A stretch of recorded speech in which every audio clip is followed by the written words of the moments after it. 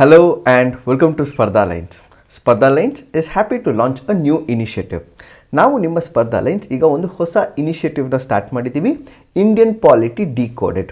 ಸರಿಸುಮಾರು topic Indian ಪಾಲಿಟಿಯಲ್ಲಿ ಯಾವ್ದ್ಯಾವ್ದು ಇಂಪಾರ್ಟೆಂಟ್ ಎಕ್ಸಾಮಿನೇಷನ್ ಪಾಯಿಂಟ್ ಆಫ್ ವ್ಯೂಗೆ ಪ್ರತಿಯೊಂದು ಟಾಪಿಕ್ನು ನಾವು ತೊಗೊಂಡು ನಿಮಗೆ ಸಿಂಪ್ಲಿಫೈ ಮಾಡ್ತಾ ಹೋಗ್ತೀವಿ. As part of the Indian polity decoded ನಮ್ಮ ಫಸ್ಟ್ ಟಾಪಿಕ್ ಡಿಸ್ಕಷನ್ ಬಂದು preamble of the Indian constitution. Preamble of the Indian constitution meaning ಏನು, ಇದರಲ್ಲಿ ಇರುವಂತಹ nature and source and objectives ಏನು, is it part of the Indian constitution or not, ಇದರ significance ಏನು, ಪ್ರತಿಯೊಂದನ್ನು ಈ ಒಂದು ಲೆಕ್ಚರಲ್ಲಿ ನಾನು ನಿಮಗೆ ಸಿಂಪ್ಲಿಫೈ ಮಾಡ್ತೀನಿ. ನಾನು ನಿಮ್ಮ ಅಡ್ವೊಕೇಟ್ ಅಜಯ್. ನಾನು ಈ ಪ್ರಿಯಾಂಬಲ್ ಟಾಪಿಕಲ್ಲಿ ಪ್ರತಿಯೊಂದು ಮೈನ್ಯೂಟ್ ಡೀಟೇಲ್ಸ್ನೂ ನಿಮ್ಮ ಎಕ್ಸಾಮಿನೇಷನ್ ಪಾಯಿಂಟ್ ಆಫ್ ವ್ಯೂ ಅಂತ ಡಿಸ್ಕಸ್ ಮಾಡ್ತೀನಿ. ಈ ಡಿಸ್ಕಷನ್ ಆದಮೇಲೆ ನೀವು ಲಕ್ಷ್ಮೀಕಾಂತ್ ಓದೋ ಅವಶ್ಯಕತೆ ಇರಲ್ಲ. ಈ ಡಿಸ್ಕಷನ್ ಆದಮೇಲೆ ಎಲ್ಲೂ ನೀವು ನೋಡುವ ಅವಶ್ಯಕತೆಯೇ ಇರಲ್ಲ. So what are you waiting for? Hit the like button, subscribe to our YouTube channel, ಮತ್ತು ಈ ಒಂದು ವಿಡಿಯೋನ ಎಲ್ಲ ಆಸ್ಪಿರೆಂಟ್ಸ್ಗೂ ಕೂಡ ಶೇರ್ ಮಾಡಿ. Let's get started and understand what is this concept of preamble. Preamble ಬಗ್ಗೆ ಫಸ್ಟ್ ಅರ್ಥ ಮಾಡ್ಕೊಳ್ಬೇಕಾಗಿರೋದು ಏನು ಅಂತಂದರೆ, ಪ್ರಿಯಾಂಬಲ್ ಅಂದರೆ ಏನು, ಇದ್ರ ಮೀನಿಂಗ್ ಅಂದರೆ ಏನು. ಫಸ್ಟು ಎರಡು ಥರದ ಮೀನಿಂಗ್ ಇರುತ್ತೆ. ಒಂದು ಜನರಲ್ ಮೀನಿಂಗ್ ಆಫ್ ಪ್ರಿಯಾಂಬಲ್ ಅಂದರೆ ಏನು, ಇನ್ನೊಂದು ಸಂವಿಧಾನದ ಮೀನಿಂಗ್ ಆಫ್ ಪ್ರಿಯಾಂಬಲ್ ಅಂದರೆ ಏನು.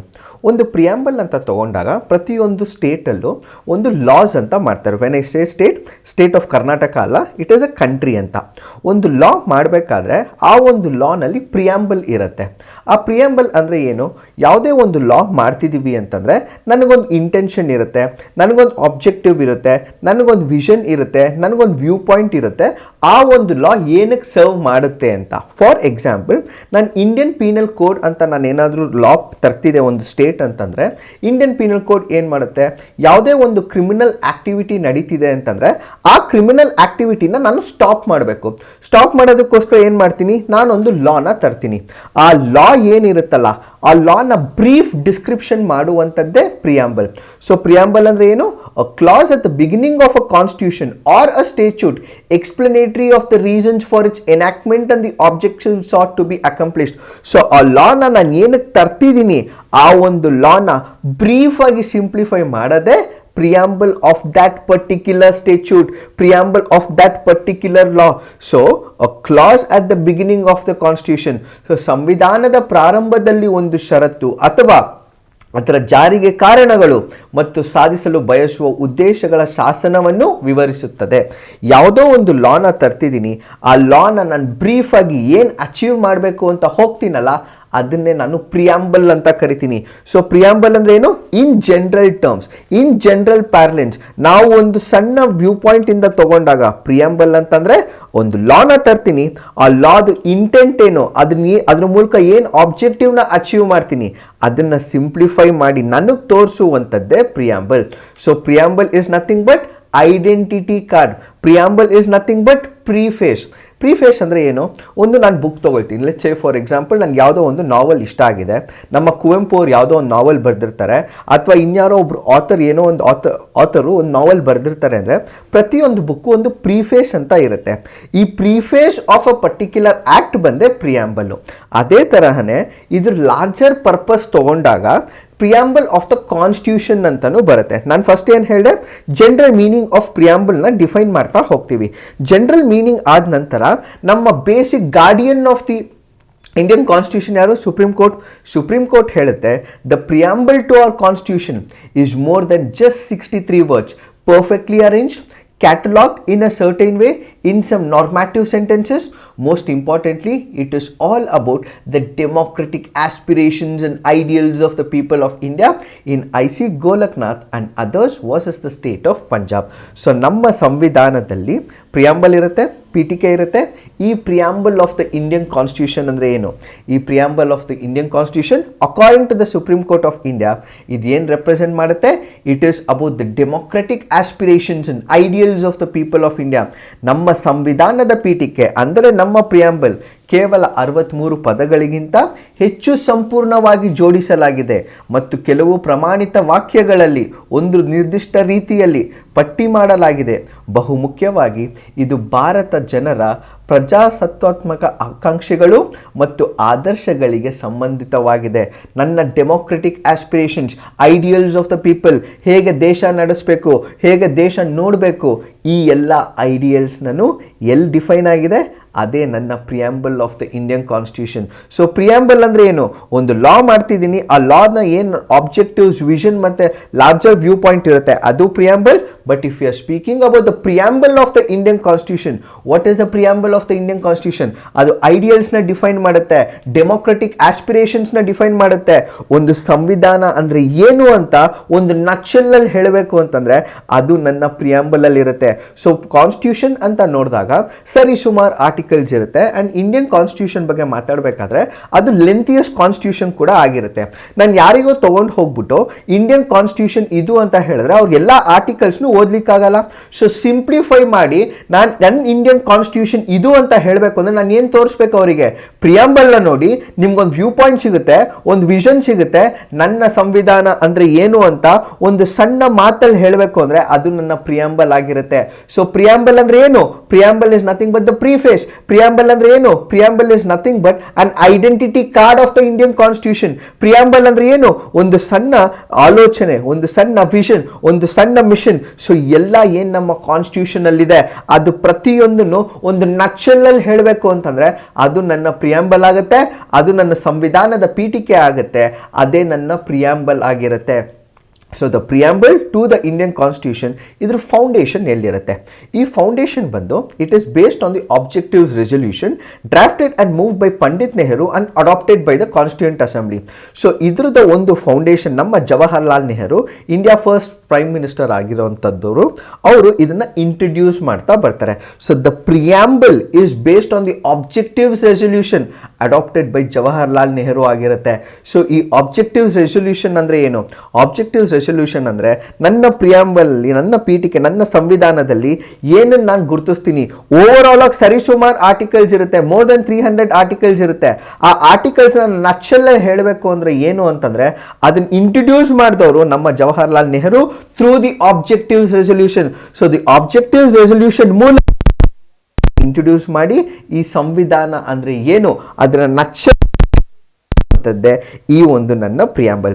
So preamble is what? Preamble in nutshell is nothing but the identity card of the constitution. ಅಂದ್ರೆ ನಾನು ಇವಾಗ ಕಾಲೇಜ್ ಹೋಗ್ತಿದ್ದೀನಿ ಅಂತಂದ್ರೆ ಗೇಟ್ ಪಾಸ್ ಬೇಕಾಗುತ್ತೆ. ಆ ಗೇಟ್ ಪಾಸ್ ಏನು? ನನ್ನ ಐಡೆಂಟಿಟಿ ಕಾರ್ಡು. ಸೊ ನಾನು ಒಳಗಡೆ ಹೋಗ್ಬೇಕು ಅಂದ್ರೆ ನಾನು ಕಾನ್ಸ್ಟಿಟ್ಯೂಷನ್ ಒಳಗಡೆ ಹೋಗ್ಬೇಕು, ನನ್ಗೊಂದು ವಿಂಡೋ ನೋಡಬೇಕು, ನನ್ನ ಕಾನ್ಸ್ಟಿಟ್ಯೂಷನ್ ಅಂದ್ರೆ ನಾನು ಏನು ಅಂತ ನೋಡಬೇಕು. ಅದನ್ನ ನೋಡಬೇಕು ಅಂತಂದ್ರೆ ನಾನು ಪ್ರಿಯಾಂಬಲ್ ನ ಓದಿದ್ರೆ ಸಾಕಾಗುತ್ತೆ. ಸೊ ಪ್ರಿಯಾಂಬಲ್ ಅಲ್ಲಿ ಎಲ್ಲ ಆಸ್ಪೆಕ್ಟ್ಸ್ ನಾನು ನಟ್ಶೆಲ್ ಅಲ್ಲಿ ಕವರ್ ಮಾಡಿದ್ದಾರೆ. ಆ ನಟ್ಶೆಲ್ ಅಲ್ಲಿ so clause at the beginning of a constitution or a statutory explanatory for the reasons, ಅದನ್ನೇ ನಾನು ಪ್ರಿಯಾಂಬಲ್ ಅಂತ ಕರಿತೀನಿ. ಸೊ ನಾನು ಪ್ರಿಯಾಂಬಲ್ ಬಗ್ಗೆ ಹೇಳಬೇಕು ಅಂದ್ರೆ in nutshell it is nothing but the preface of the constitution, it is nothing but the meaning which gives the vision of the constitution ಅಂತ ಕರೆದಾಗ ಅದನ್ನೇ ನಾನು ಪ್ರಿಯಾಂಬಲ್ ಅಂತ ಕರಿತೀನಿ. ಇದು ಮೀನಿಂಗು.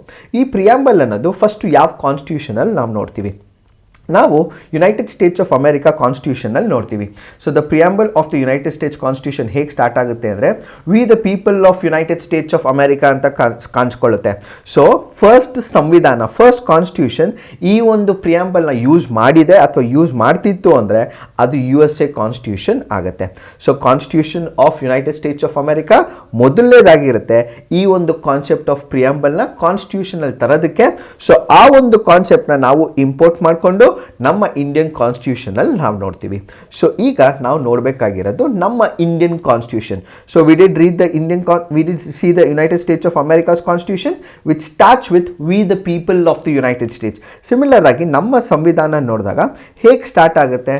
ನಮ್ಮ ಸಂವಿಧಾನ ಹೇಳುತ್ತೆ we the people of India having solemnly resolve to constitute India into a sovereign socialist, secular, democratic republic and to secure to all of its citizens justice, social, economic and political, liberty of thought, expression, belief, faith and worship, equality of status of opportunity and to promote among all of them fraternity, assuring the dignity of the individual and the unity and integrity of the nation in our constituent assembly. This 26th day of November 1949 do hereby adopt, enact and give to ourselves this constitution, and that is the beauty of the constitution of India. So the constitution of India preamble na ನಾವು ನೋಡಿದಾಗ ಇದನ್ನ 4 compartments ಮಾಡಬಹುದು, ಇದನ್ನ 4 categories ಆಗಿ ಮಾಡಬಹುದು. ಇದರಲ್ಲಿ 4 themes of Indian constitution ಇರುತ್ತೆ. ಏನ್ ಈ 4 ಥೀಮ್ಸ್ ಅಂತಂದ್ರೆ, first source of the authority of the constitution. ಈ source of the authority of constitution ನ ನಾವು ಸಂವಿಧಾನದ ಅಧಿಕಾರದ ಮೂಲ ಅಂತ ಕರಿತೀವಿ. ಎಲ್ಲಿಂದ ಇದ್ರ ಫೌಂಡೇಶನ್ ಸ್ಟಾರ್ಟ್ ಆಗುತ್ತೆ, ನಮ್ಮ ಸಂವಿಧಾನಕ್ಕೆ ಯಾರು ಪವರ್ ಕೊಡ್ತಾರೆ, ನಮ್ಮ ಸಂವಿಧಾನಕ್ಕೆ ಬೇಕಾಗಿರುವಂತಹ ಮೂಲ ಶಕ್ತಿಯನ್ನ ಯಾರು ತುಂಬ್ತಾರೆ, ಯಾರು ಫೌಂಡೇಶನ್ ನ ಹಾಕ್ತಾರೆ, ಆ ಫೌಂಡೇಶನ್ ನ ಹಾಕುವಂತವರೇ we the people of India. ಯಾರು ಶಕ್ತಿ ಕೊಡ್ತಾರೆ ಸಂವಿಧಾನಕ್ಕೆ ಅಂತಂದ್ರೆ, ಆ ಶಕ್ತಿ ಕೊಡೋದೇ we the people of India. ನಾನು, ನೀವು, ಎಲ್ಲ ಜನಸಾಮಾನ್ಯರು ನಾವು ಅಥಾರಿಟಿ ಆಫ್ ದ ಕಾನ್ಸ್ಟಿಟ್ಯೂಷನ್ ಆಗಿರ್ತೀವಿ. ಯಾಕೆ ಅಂತಂದ್ರೆ ನಮ್ಮಲ್ಲಿ ರೆಪ್ರೆಸೆಂಟೇಟಿವ್ ಫಾರ್ಮ್ ಆಫ್ ಗವರ್ನೆನ್ಸ್ ಇರುತ್ತೆ. ರೆಪ್ರೆಸೆಂಟೇಟಿವ್ ಫಾರ್ಮ್ ಆಫ್ ಗವರ್ನೆನ್ಸ್ ಅಲ್ಲಿ ನಾನು ಹೋಗಿ ಪೊಲಿಟಿಕಲ್ ಡೆಮೋಕ್ರಸಿ ಮೂಲಕ ವೋಟ್ ಹಾಕಿ ನಾನು ರೆಪ್ರೆಸೆಂಟೇಟಿವ್ ಗೆ ಪವರ್ ಕೊಡೋದ್ರಿಂದಾನೆ ಅವರು ನಮಗೆ ಲಾ ಮಾಡ್ತಾರೆ. ಸೊ ಕಾನ್ಸ್ಟಿಟ್ಯೂಷನ್ ನ ಚೇಂಜ್ ಮಾಡುವಂತಹ ಪವರ್ ರೆಪ್ರೆಸೆಂಟೇಟಿವ್ಸ್ ಕೊಡೋದು ಯಾರು? ನಾವು. So we the people of the India, ನಾವು ಜನಸಾಮಾನ್ಯರು, ನಾವು ಪವರ್ ಕೊಟ್ಟಾಗ ಮಾತ್ರ ಆ ಕಾನ್ಸ್ಟಿಟ್ಯೂಷನ್ ಗೆ ಒಂದು ಬೆಲೆ ಬರುತ್ತೆ, ವ್ಯಾಲ್ಯೂ ಬರುತ್ತೆ, ಚೇಂಜಸ್ ನ ತರಬಹುದು. So who gives the power to the Indian constitution? It is we the people of India who give. So ಸಂವಿಧಾನದ ಅಧಿಕಾರದ ಮೂಲ ಯಾರು ಕೊಡ್ತಾರೆ ಅಂತಂದ್ರೆ ಜನಸಾಮಾನ್ಯರು, ವಿ ದ ಪೀಪಲ್. ಸೊ ಹಾಗಾಗಿ ಈ ಥೀಮು ಅಥವಾ ಈ ಕಂಪಾರ್ಟ್ಮೆಂಟ್ ಅಥವಾ ಈ category of the Indian constitution ನೋಡಿದ್ರೆ, first component of the Indian constitution ಬಂದು the source of authority of the constitution. Who gives the source of authority of the Indian constitution?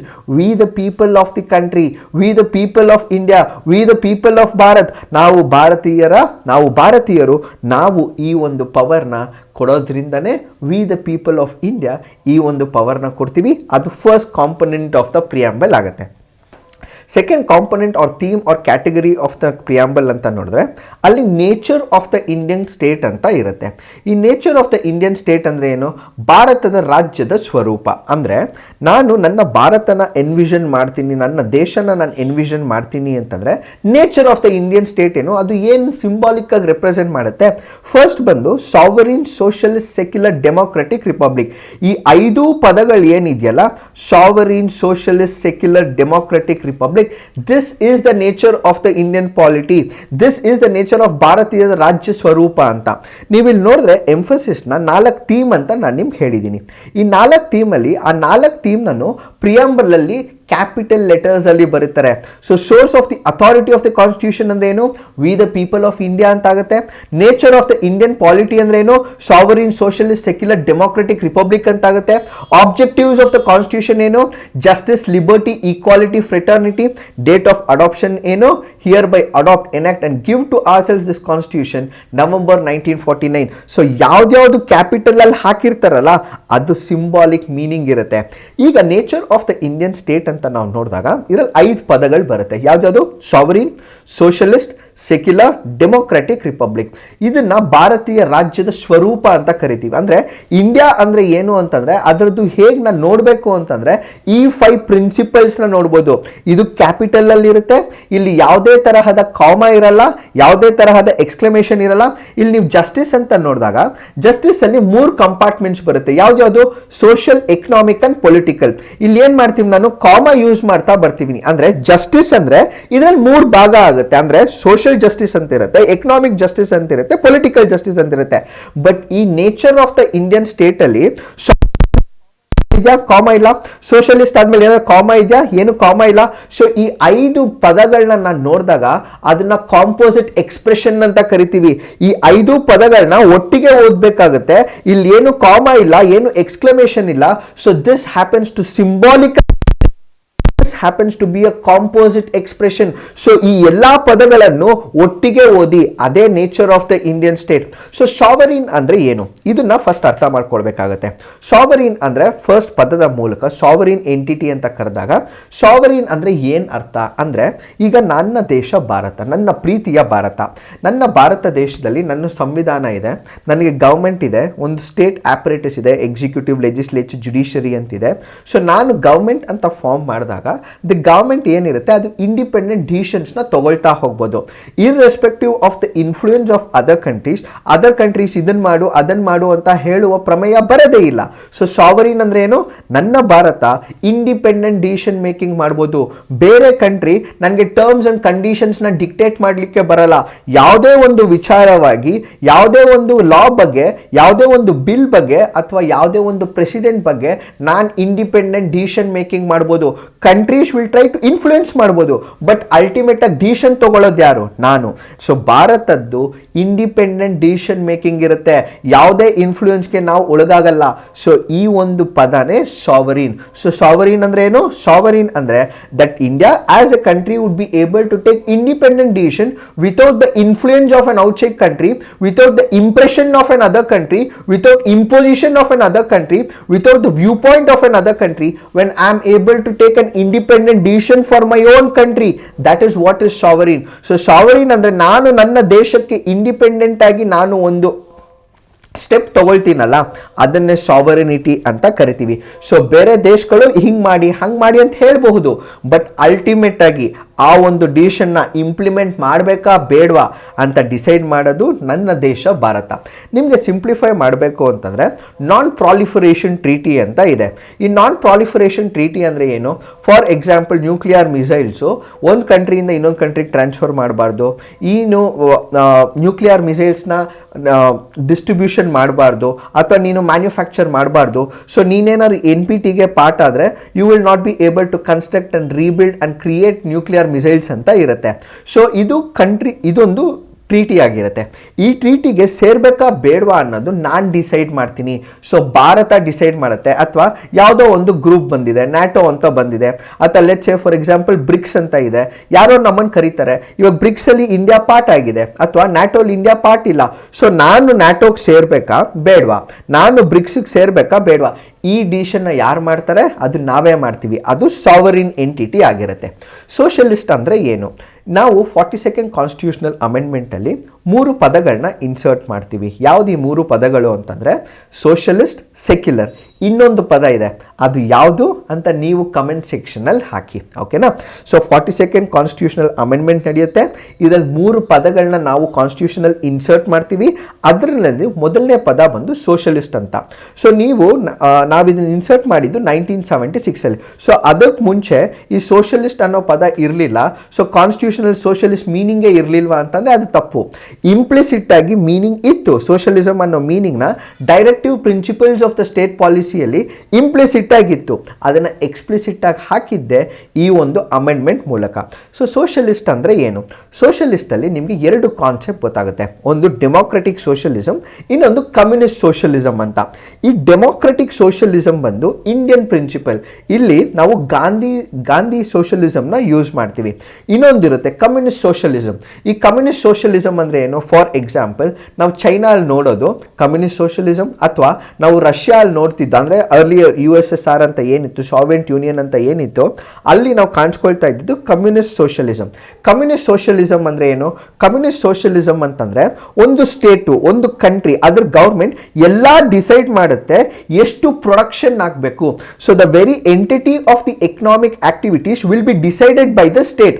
So state decide ಮಾಡುತ್ತೆ ಎಷ್ಟು operations ನಡಿಬೇಕು, ಎಷ್ಟು quality of a particular ಪ್ರಾಡಕ್ಟ್ನ release ಮಾಡಬೇಕು. ಎಲ್ಲ economic activities under the control of the state ನಡೀತಾನೆ ಹೋಗುತ್ತೆ. So state decides the overall curriculum of the entire process. But democratic socialism ಅಂತಂತ ನಾನು ಎಕನಾಮಿಕ್ ಮಾಡೆಲ್ ತಗೊಂಡಾಗ ಅಲ್ಲಿ ಮಿಕ್ಸ್ ಮೋಡ್ ಆಫ್ ಎಕಾನಮಿ ಇರುತ್ತೆ. ಪ್ರೈವೇಟ್ ಸೆಕ್ಟರ್ ಅವರು ಇರ್ತಾರೆ, ಆಮೇಲೆ ಗವರ್ಮೆಂಟ್ ಸೆಕ್ಟರ್ ಇರುತ್ತೆ, ಲೈಸೆನ್ಸ್ ಇರುತ್ತೆ, ಪರ್ಮಿಷನ್ಸ್ ತಗೊಳ್ಬೇಕಾಗುತ್ತೆ. So the overall control may be under the government, but ಅಲ್ಲಿ ಪ್ರೈವೇಟ್ ರೆಗ್ಯುಲೇಷನ್ಸ್ ಮಾಡ್ತಾ ಹೋಗ್ತಾರೆ. ಸೋಷಲಿಸ್ಟಲ್ಲಿ ನಾವು ಕಮ್ಯುನಿಸ್ಟ್ ಸೋಷಲಿಸಮ್ ಅಂತ ನೋಡಿದಾಗ ಪ್ರತಿಯೊಂದರಲ್ಲೂ ಸ್ಟೇಟ್ ಇಂಟರ್ಫಿಯರೆನ್ಸ್ ಇದ್ದೇ ಇರುತ್ತೆ. ಸ್ಟೇಟ್ ಡಿಸೈಡ್ ಮಾಡುತ್ತೆ ಅದ್ರ ಔಟ್ಕಮ್ ಏನಿರಬೇಕು ಅಂತ. ಬಟ್ ಇಲ್ಲಿ ಡೆಮೋಕ್ರೆಟಿಕ್ ಸೋಷಲಿಸಮ್ ಅಲ್ಲಿ ಕೆಲವೊಂದು ರೂಲ್ಸ್ ರೆಗ್ಯುಲೇಷನ್ಸ್ ನ ಮಾಡ್ತೀವಿ. Rest is under the control of the private sector. Mixed economic model ಇರುತ್ತೆ. ಸೊ ನಾವು ಸೋಷಲಿಸ್ಟ್ ಅಂತ ಕರೆದಾಗ ಇಂಡಿಯಾ ಅಡಾಪ್ಟ್ ಮಾಡ್ಕೊಂಡಿರೋದು ಡೆಮೋಕ್ರೆಟಿಕ್ ಸೋಷಲಿಸಮ್. ಸೊ ರಷ್ಯಾ ಅಲ್ಲಿ, ಚೈನಾ ಅಲ್ಲಿ ಇರೋದು ಕಮ್ಯುನಿಸ್ಟ್ ಸೋಷಲಿಸಮ್. ಬಟ್ ನಾವು ಇಂಡಿಯಾಲಿ ತಗೊಂಡಿರುವಂಥದ್ದು, ಇಂಪ್ಲಿಮೆಂಟ್ ಮಾಡ್ತಾ ಇರುವಂಥದ್ದು ಅದು ಡೆಮೋಕ್ರೆಟಿಕ್ ಸೋಷಲಿಸಮ್ ಆಗಿರುತ್ತೆ. So Indian democratic socialism is a mix of Marxism, it is a mix of Gandhism, and as a result we predominantly tilt towards Gandhism ಅನ್ನೋದೇ ಈ ಸೋಷಲಿಸ್ಟ್ ಪ್ರಿನ್ಸಿಪಲ್. ಸೊ ಸೋಷಲಿಸ್ಟ್ ಅಂದರೆ ಏನು? Economic model ಅಂತ ತಗೊಂಡಾಗ ಹೇಗೆ ಅದನ್ನು ರೆಗ್ಯುಲೇಟ್ ಮಾಡಬೇಕು ಅನ್ನೋದೇ ಈ socialist. It was introduced under the 42nd constitutional amendment. ಅದಕ್ಕೆ ಮುಂಚೆ ಇಂಪ್ಲಿಸಿಟ್ ಆಗಿತ್ತು, ಅದನ್ನು ಈಗ ಎಕ್ಸ್ಪ್ಲಿಸಿಟ್ ಆಗಿ ಇಂಟ್ರಡ್ಯೂಸ್ ಮಾಡಿರ್ತಾರೆ. And India has democratic socialism. ಇದು ಮೀನಿಂಗ್ ಆಫ್ ಸೋಷಲಿಸಮ್. ಥರ್ಡ್ ಬಂತು secularism. Secularism is also part of the basic structure, mind you. ಈ ಬೇಸಿಕ್ ಸ್ಟ್ರಕ್ಚರ್ ಏನು ಅನ್ನೋದನ್ನು ಮುಂದೆ ಹೇಳ್ತಾ ಹೋಗ್ತೀನಿ. But as of now secular ಅಂದರೆ ಏನು? ಸೆಕ್ಯುಲರ್ ಅಂದರೆ ಇಂಡಿಯಾಲಿ ಪಾಸಿಟಿವ್ ಸೆಕ್ಯುಲರಿಸಮ್ ಇದೆ. ಅಂದರೆ ಎಲ್ಲ ಧರ್ಮನೂ ಸೇಮು, ಸರ್ವಧರ್ಮ ಸಮಭಾವ್ ಅನ್ನೋದು. Irrespective of what the state ideology is, ಯಾವುದೇ ಗೌರ್ಮೆಂಟ್ ಬಂದಿರಲಿ, ಯಾವುದೇ ಒಂದು ಸರ್ಕಾರ ಫಾರ್ಮ್ ಆಗಿರಲಿ, irrespective of the government formation, all religions will be treated equally. ಎಲ್ಲ ಧರ್ಮಗಳನ್ನ ನಾನು ಈಕ್ವಲ್ ಆಗಿ ನೋಡ್ತೀನಿ. ಫಾರ್ ಎಕ್ಸಾಂಪಲ್, ನೀವು ಪಾಕಿಸ್ತಾನ್ ಅಂತ ತಗೊಂಡ್ರೆ it's a theocratic state. ಥಿಯೋಕ್ರೆಟಿಕ್ state ಅಂದರೆ ಏನು? ಒಂದು ಸ್ಟೇಟು ಅಥವಾ ಒಂದು ಕಂಟ್ರಿ ಧರ್ಮದ ಆಧಾರದ ಮೇಲೆ ಅವ್ರ ಅಸ್ತಿತ್ವನ ರೂಪಿಸ್ಕೊಂಡಿರ್ತಾರೆ. ಇವಾಗ ನಾನು ಪಾಕಿಸ್ತಾನ್ ಅಂತ ಕರೆದಾಗ ಪಾಕಿಸ್ತಾನ್ ಏನು ಮಾಡುತ್ತೆ? Islamic republic of Pakistan. So ಅದು theocratic state. So it's very nature ಇರುತ್ತಲ್ಲ, ಅದ್ರ ಫಂಡಮೆಂಟಲ್ಸ್ ಇರುತ್ತಲ್ಲ, ಅದು ದೇಶದ ಫೌಂಡೇಶನ್ನೇ ಧರ್ಮದ ಆಧಾರದ ಮೇಲೆ ನಿಂತಿರುತ್ತೆ. So Islamic republic of Pakistan ಅಂತ ಕರೆದಾಗ ಇಟ್ಸ್ ಎ ಥಿಯೋಕ್ರೆಟಿಕ್ ಸ್ಟೇಟ್. ಅದು ವೆರಿ ಅಸ್ತಿತ್ವನೇ ಇಸ್ಲಾಂ ಮೂಲಕವಾಗಿರುತ್ತೆ. ಬಟ್ ಇಂಡಿಯಾ ಹಾಗಲ್ಲ. India happens to be a secular country. ಅಂದರೆ ಎಲ್ಲ ಧರ್ಮದವರು ಇರ್ರೆಸ್ಪೆಕ್ಟಿವ್ ಆಫ್ ದಿ ನಂಬರ್ಸ್, ಕೆಲವರು ಕೋಟ್ಯಾಂತರ ಜನ ಇರ್ತಾರೆ, ಕೆಲವರು ಲಕ್ಷಾಂತರ ಜನ ಇರ್ತಾರೆ, ಕೆಲವರು ಥೌಸಂಡ್ಸ್ ಅಲ್ಲಿ ಇರ್ತಾರೆ. Irrespective of the number of people, all people will be treated equally irrespective of their religion. ಎಲ್ಲ ಧರ್ಮನ ನಾನು ಈಕ್ವಲ್ ಆಗಿ ನೋಡುವಂಥದ್ದೇ ಸೆಕ್ಯುಲರ್ ಕನ್ಸೆಪ್ಟ್ ಅಂತ ಕರಿತೀವಿ. Next ಕಾಣಿಸ್ಕೊಳ್ಳುವಂಥದ್ದು democratic. ಡೆಮೋಕ್ರೆಟಿಕ್ ಅಂದರೆ ಏನು? ಡೆಮೋಕ್ರೆಟಿಕ್ ಅಂತಂದರೆ ನಾನು ಹೋಗಿ ಪೊಲಿಟಿಕಲ್ ಆಗಿ ಒಂದು ಪೊಲಿಟಿಕಲ್ ಪಾರ್ಟಿನ ಎಲೆಕ್ಟ್ ಮಾಡ್ತೀನಿ. ಒಂದು ರೆಪ್ರೆಸೆಂಟೇಟಿವ್ ಒಂದು ಕಾನ್ಸ್ಟಿಟ್ಯೂನ್ಸಿಯಲ್ಲಿ ನಿಂತಾಗ ನನಗೆ ಪೊಲಿಟಿಕಲ್ ರೈಟ್ ಇರುತ್ತೆ. ನಾನು ಪೊಲಿಟಿಕಲ್ ರೈಟ್ನ ಎಕ್ಸಸೈಸ್ ಮಾಡಿಕೊಂಡು ಅವರಿಗೆ ಹೋಗಿ ಓಟ್ ಹಾಕುವಂಥದ್ದನ್ನು ಡೆಮೋಕ್ರೆಟಿಕ್ ಅಂತ ಕರಿತೀವಿ. ಇದನ್ನೇ ಡೆಮೋಕ್ರಸಿ ಅಂತಲೂ ಕರಿತೀವಿ. ಇದನ್ನು ನಾನು ಎಲಾಬ್ರೇಟ್ ಮಾಡಬೇಕು ಅಂತಂದರೆ ಇದಕ್ಕೆ ಬ್ಯೂಟಿಫುಲ್ ಮೀನಿಂಗ್ ಇದೆ. ಈ ಡೆಮೋಕ್ರಸಿಯಲ್ಲಿ ಎರಡು ಥರ ನಡೆಯುತ್ತೆ. ಒಂದು ಡೈರೆಕ್ಟ್, ಇನ್ನೊಂದು ಇಂಡೈರೆಕ್ಟ್. ಡೈರೆಕ್ಟ್ ಅಂದರೆ ಏನು? ನಾನು ಒಂದು ಪ್ರಜೆ ಆಗಿರ್ತೀನಿ, ನಾನು ಡೈರೆಕ್ಟಾಗಿ ಇನ್ವಾಲ್ವ್ ಆಗ್ತೀನಿ. ಫಾರ್ ಎಕ್ಸಾಂಪಲ್ ಸ್ವಿಟ್ಜರ್ಲೆಂಡ್ ಆಗಿರ್ಬೋದು. ಸ್ವಿಟ್ಜರ್ಲೆಂಡಲ್ಲಿ ಜನ ಡೈರೆಕ್ಟಾಗಿ ಇನ್ವಾಲ್ವ್ ಆಗ್ತಾರೆ ಲಾಸ್ ಮಾಡೋದ್ರಲ್ಲೆಲ್ಲ. ಸೊ ಇಲ್ಲಿ ಇಂಡಿಯಾಲಿ ನಾವು ಅಷ್ಟು ಜನ ಇನ್ವಾಲ್ವ್ ಆಗ್ಲಿಕ್ಕಾಗಲ್ಲ, ಯಾಕಂದರೆ ನಮ್ಮದು ಹ್ಯೂಜ್ ಪಾಪ್ಯುಲೇಷನ್ ಇದೆ, ಮೋರ್ ದೆನ್ 130 crore ಪಾಪ್ಯುಲೇಷನ್ ಇದೆ. ನಾನು ಡೈರೆಕ್ಟಾಗಿ ಹೋಗಿ ಪ್ರತಿಯೊಬ್ಬರು ಲಾ ಮಾಡ್ಲಿಕ್ಕೆ ಬರಲ್ಲ. ಬಟ್ ಸ್ವಿಟ್ಜರ್ಲೆಂಡಲ್ಲಿ ಡೈರೆಕ್ಟ್ ಇನ್ವಾಲ್ವ್ಮೆಂಟ್ ಆಗಿರೋದ್ರಿಂದ ಅದನ್ನು ಡೈರೆಕ್ಟ್ ಅಂತ ಕರಿತೀವಿ. ಇಂಡಿಯಾಲಿ ನಾವು ಅದನ್ನು ಇಂಡೈರೆಕ್ಟ್ ಅಂತ ಕರಿತೀವಿ.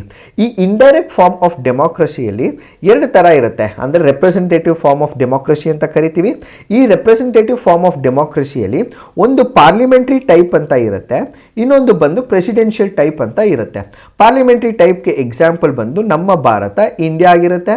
ಅದೇ ಥರನೇ ಪ್ರೆಸಿಡೆನ್ಷಿಯಲ್ ಟೈಪ್ ಎಕ್ಸಾಂಪಲ್ ತೊಗೊಳ್ಬೇಕು ಅಂತಂದರೆ ಯುನೈಟೆಡ್ ಸ್ಟೇಟ್ಸ್ ಆಫ್ ಅಮೆರಿಕಾ ಅಂತಲೂ ಇರುತ್ತೆ.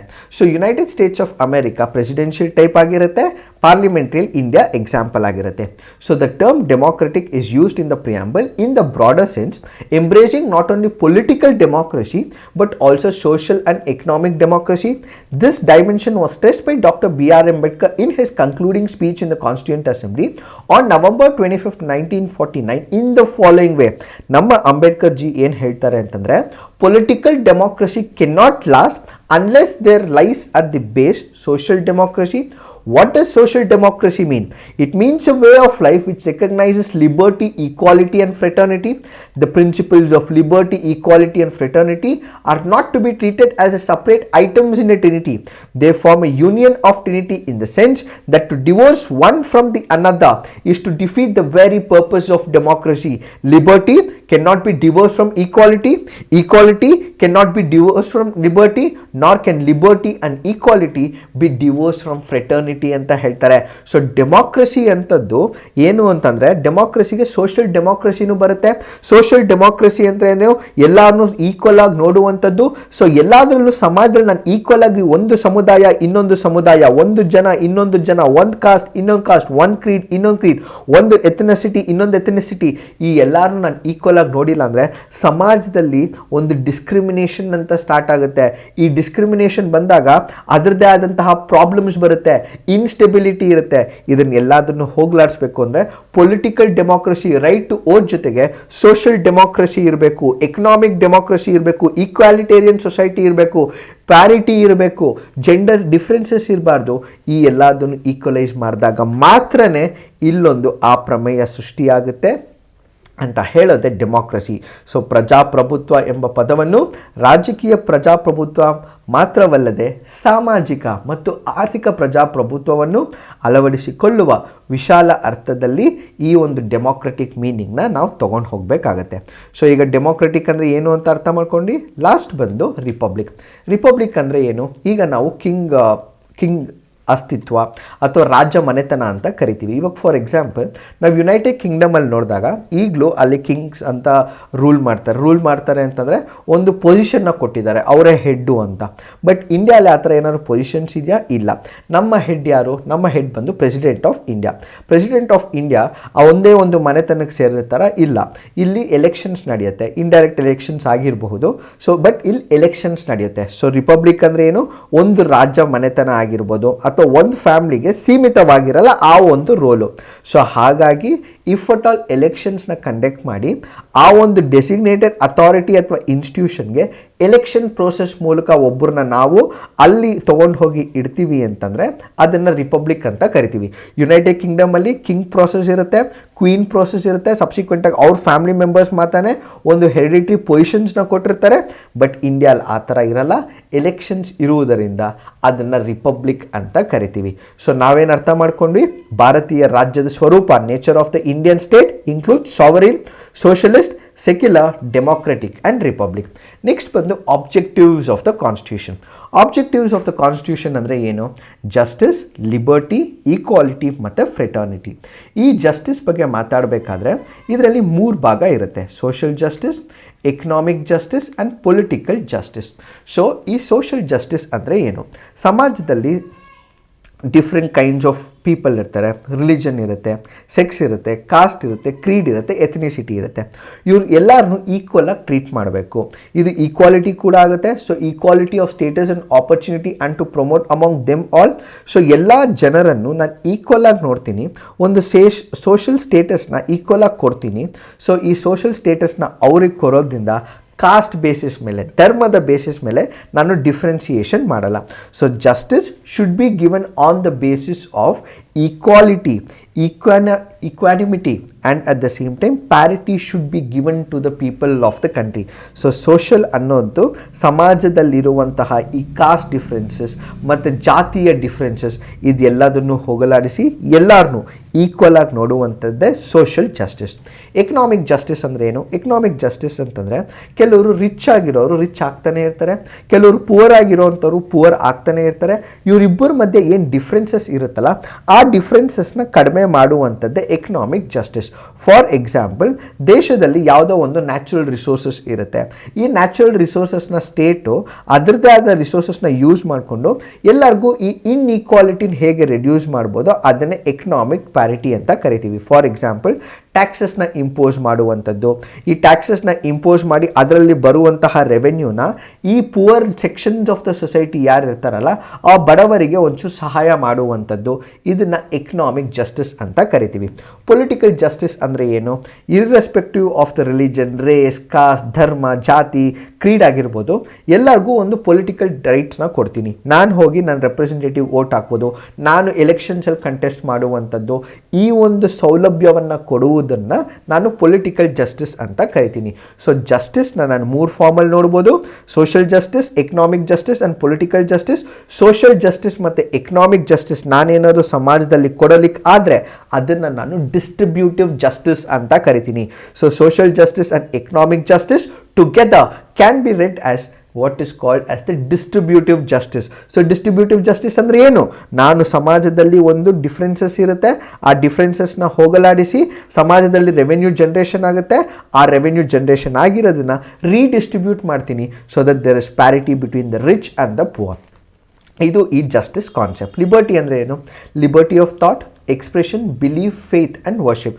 ಸೊ ನನಗೆ ಒಂದು ಲಿಬರ್ಟಿ ಇರುತ್ತೆ. ಈ ಲಿಬರ್ಟಿಯಲ್ಲಿ 2 ಕಾನ್ಸೆಪ್ಟ್ ಬರುತ್ತೆ: ನೆಗೆಟಿವ್ ಒಂದು, ಪಾಸಿಟಿವ್ ಒಂದು. ಪಾಸಿಟಿವ್ ಕಾನ್ಸೆಪ್ಟ್ ಅಂದರೆ ಏನು? ಒಂದು ಹೊಸ ಡೆವಲಪ್ಮೆಂಟ್ಗೆ ನಾನು ಮಾರ್ಗದರ್ಶಿ ಆಗೋದು. ಅಂದರೆ ಇವಾಗ ನಾನು ಒಬ್ಬ ಡಾಕ್ಟರ್ ಆಗಬೇಕು, ನಾನೊಂದು ಅಡ್ವೊಕೇಟ್ ಆಗಬೇಕು, ಅಥವಾ ನಾನು ಸೈಂಟಿಸ್ಟ್ ಆಗಬೇಕು, ಅಥವಾ ನಾನು ಪ್ರೈಮ್ ಮಿನಿಸ್ಟರ್ ಆಗಬೇಕು, ಅಥವಾ ನಾನು ಚೀಫ್ ಮಿನಿಸ್ಟರ್ ಆಗಬೇಕು. ಈ ಎಲ್ಲದಕ್ಕೂ ನಾನು ಏನೋ ಆಗಬೇಕು ಅಂತಿರ್ತೀನಲ್ಲ, ಅದಕ್ಕೆ ಒಂದು ಪಾತ್, ಒಂದು ಹಾದಿನ ಹಾಕೊಡುವಂಥದ್ದು positive thought of liberty.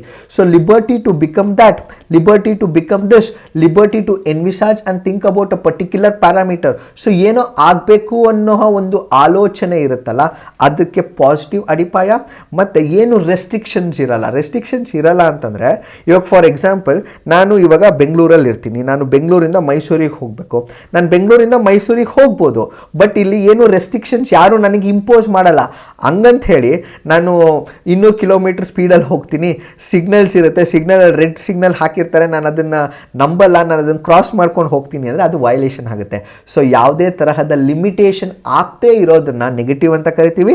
But there will be some qualified powers that will be envisaged as well. ಇದು ಆಬ್ಸಲ್ಯೂಟ್ ಆಗಿರಲ್ಲ. ಸೊ ಲಿಬರ್ಟಿ ಆಫ್ ಥಾಟ್ ಅಂದರೆ ಯೋಚನಾ ಶೈಲಿ, ಎಕ್ಸ್ಪ್ರೆಷನ್, ನಾನು ಹೇಳುವಂಥದ್ದು.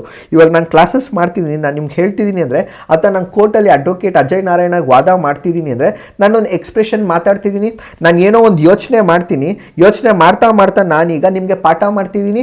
ಸೊ ಇದನ್ನೇ ಎಕ್ಸ್ಪ್ರೆಷನ್ ಅಂತ ಕರಿತೀನಿ. ಸೊ ಕೋರ್ಟಲ್ಲಿ ನಾನು ವಾದ ಮಾಡಬೇಕಾದ್ರೆ ನನ್ನ ಕ್ಲೈಂಟ್ಸ್ ಪರ, ನನ್ನ ವೃತ್ತಿಪರ ನಾನೊಂದು ಎಕ್ಸ್ಪ್ರೆಷನ್ ಮಾಡ್ತೀನಿ. So thought is what I think, ನಾನೇನು ಯೋಚನೆ ಮಾಡ್ತೀನಿ.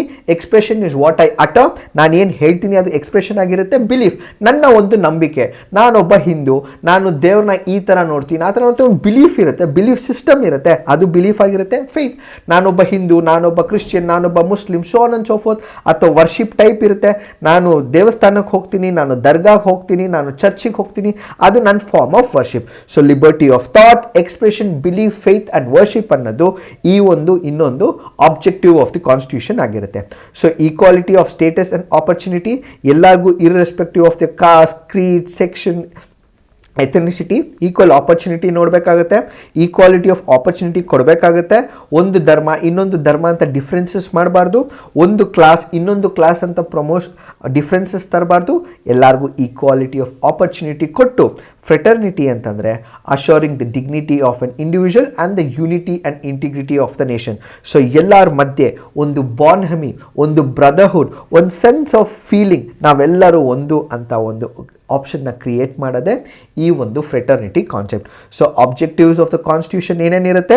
ಜಸ್ಟಿಸ್, ಲಿಬರ್ಟಿ, ಈಕ್ವಾಲಿಟಿ ಮತ್ತು ಫ್ರೆಟರ್ನಿಟಿ. ಫ್ರೆಟರ್ನಿಟಿ ಅಂದರೆ ಏನು? ಬ್ರದರ್ಹುಡ್ ಫೀಲಿಂಗ್, ನಾವೆಲ್ಲರೂ ಅಣ್ಣ ತಮ್ಮಂದಿರು, ಒಂದು ಬಾಂಡ್ಹಮಿ, ಒಂದು ಫ್ರೆಂಡ್ಶಿಪ್, ಒಂದು ರಿಲೇಷನ್ಶಿಪ್ನ ಕ್ರಿಯೇಟ್ ಮಾಡಿ ಆ ಒಂದು ಒಗ್ಗಟ್ಟುತನವನ್ನು ತರುವುದನ್ನು ನಾನು ಫ್ರೆಟರ್ನಿಟಿ ಅಂತ ಕರಿತೀನಿ. ಸೊ ಈ ಎಲ್ಲ basic objectives, that is liberty, equality and fraternity, ಈ ಒಂದು ಕಾನ್ಸೆಪ್ಟ್ ಏನಿರುತ್ತಲ್ಲ, ಈ ಒಂದು ಪದ ಏನಿರುತ್ತಲ್ಲ, ಅದು ಫ್ರೆಂಚ್ ರೆವಲ್ಯೂಷನ್ ಮೂಲಕ ಇಂಪೋರ್ಟ್ ಮಾಡ್ಕೊಂಡಿರುವಂಥದ್ದು. ನಿಮಗೆ ಇದು ತುಂಬಾ ಇಂಪಾರ್ಟೆಂಟ್ ಆಗುತ್ತೆ ನಿಮ್ಮ ಪ್ರಿಲಿಮಿನರಿ ಎಕ್ಸಾಮಿನೇಷನ್ ಪಾಯಿಂಟ್ ಆಫ್ ವ್ಯೂಯಿಂದನೂ. ಸೊ ದ ಫ್ರೆಂಚ್ ರೆವಲ್ಯೂಷನ್ ಏನಾಗುತ್ತಲ್ಲ, ಅಲ್ಲಿ ಅವರು 3 ಪದನ ಇಂಟ್ರೊಡ್ಯೂಸ್ ಮಾಡ್ಕೊಳ್ತಾರೆ. ಈ ಪದ liberty, equality and fraternity Indian constitution French ರೆವಲ್ಯೂಷನ್ನಿಂದ adopt ಮಾಡ್ಕೊಳ್ಳುತ್ತೆ.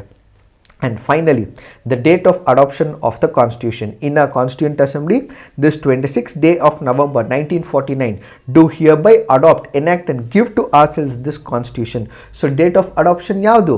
November 26, 1949. So the last session of the Constituent Assembly ended on November 26, 1949 when the Constitution was adopted.